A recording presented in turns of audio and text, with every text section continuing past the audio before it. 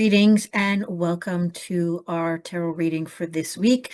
We are playing around with a variation of the Should I Start This Project spread from 365 Tarot Spreads by Sasha Graham.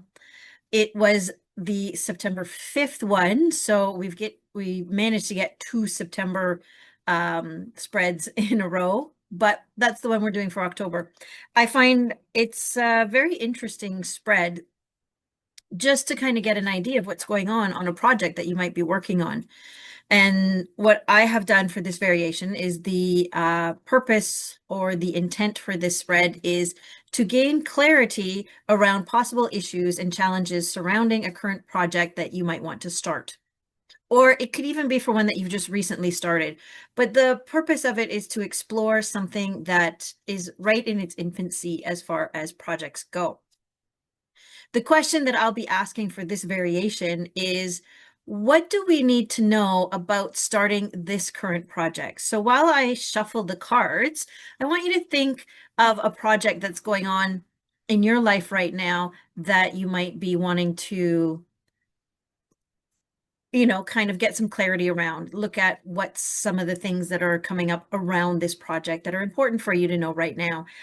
I kind of like these types of questions because it allows the universe to bring to mind things that we may be missing ourselves, or to kind of highlight things that we are already aware of and making sure that we're aware that we have to plan for these things. So, what do we need to know about starting this current project?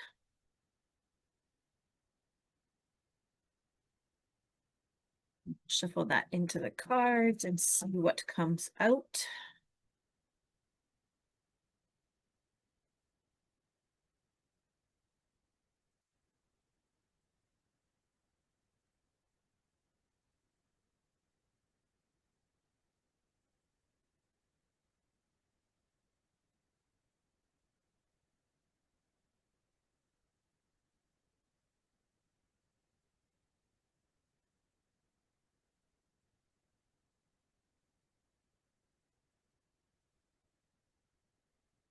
All right, I have 7 cards for this reading.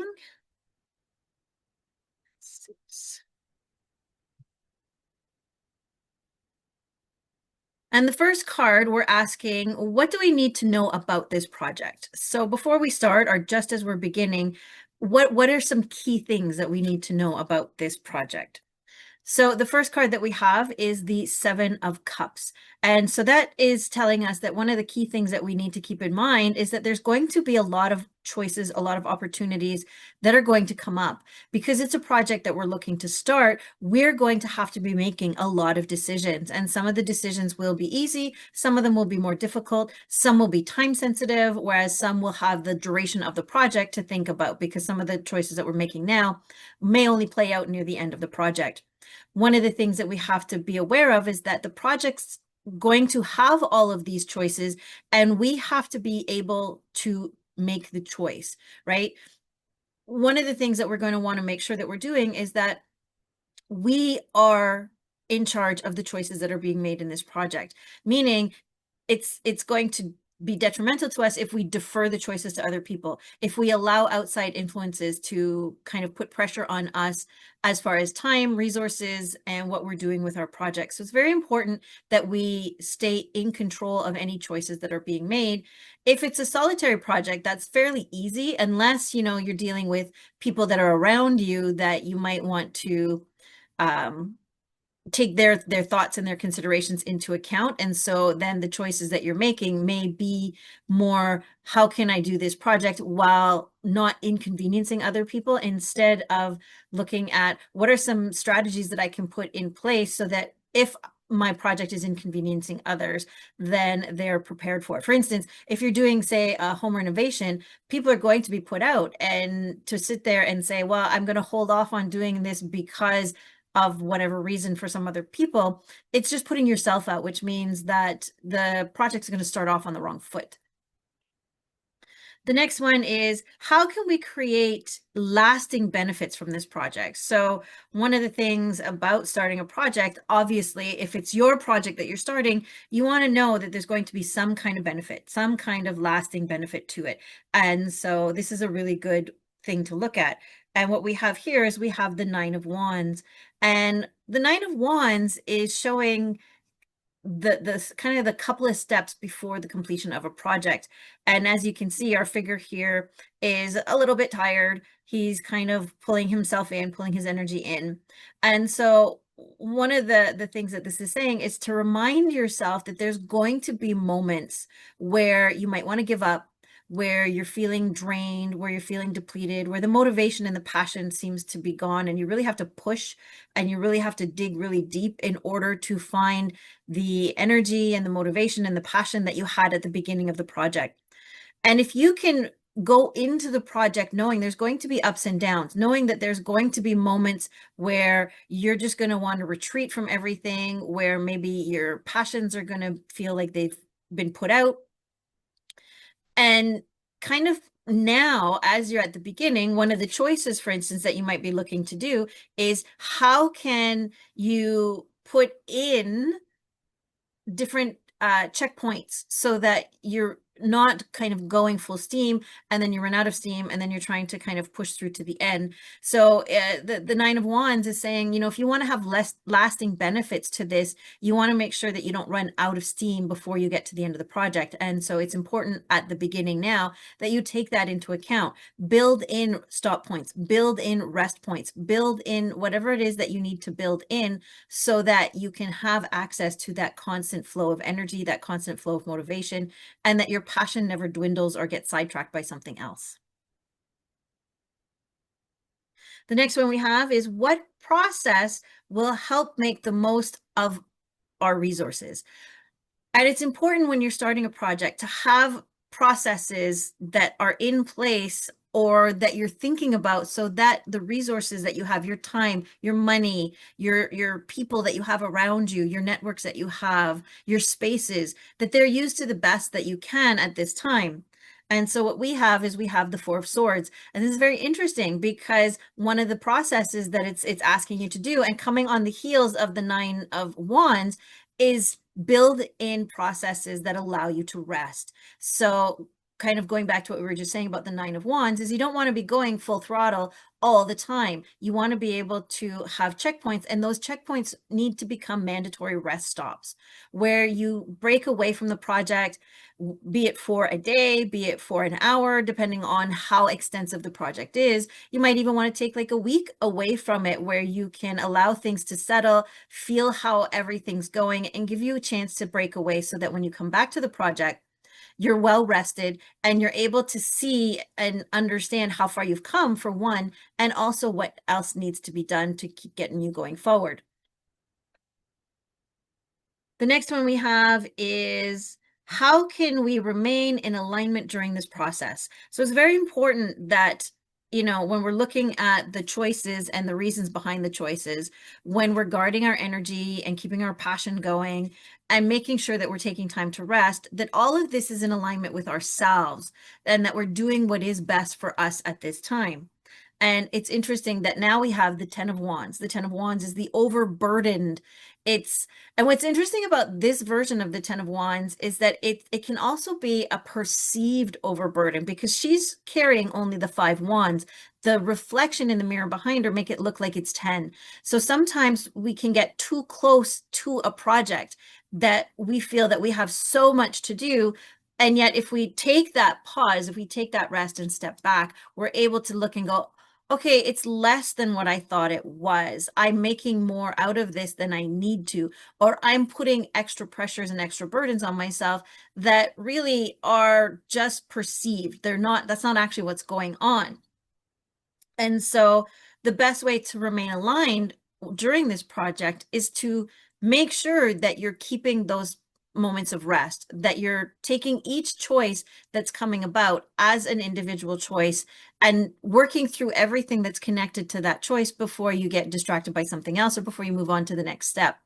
It's also important to have, I would say the Nine of Wands at this point is asking for a sounding board. It's asking for someone who's non-biased, that may be connected to you, but not connected to the project, and that knows you enough to be able to say, hey, is this really what's going on, or are you distorting the situation? And so having those checks and balances is really going to help and allow you to be able to remain aligned and connected to the project. The next card that we have is, how can we support continuous enjoyment and motivation during this project? So sometimes, going back over to here, sometimes when we lose the interest, when we lose the desire, when we lose the passion, it becomes a drudgery. It becomes something very, very difficult to move forward. And we started the project because something in our hearts, something in our bodies made us want to do this. And we want to be able to keep that energy going for as long as we can. And so we have the Page of Wands.